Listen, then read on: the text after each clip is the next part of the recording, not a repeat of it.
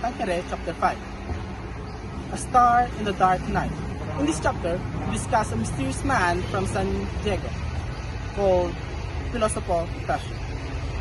On a stormy, frightening night, while everyone stayed in their homes, Filosofo Tasio walked calmly to the street.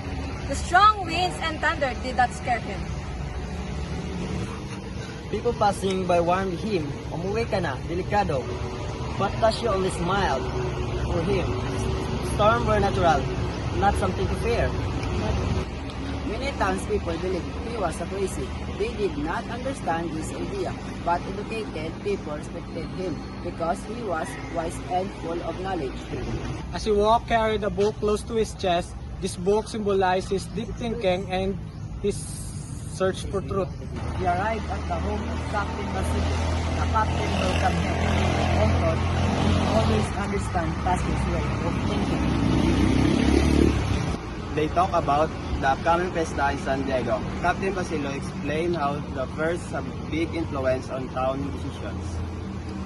Filosofo Tasio warned the captain to think for the future, not just for what would please the friars. But Captain Basilio struggles to understand his message.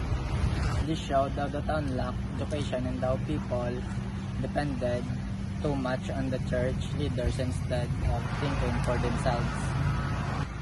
After their conversation, Filosofo Tasio continued walking alone into the dark night. He was like stars shining, like wisdom, yet ignored by the people around him.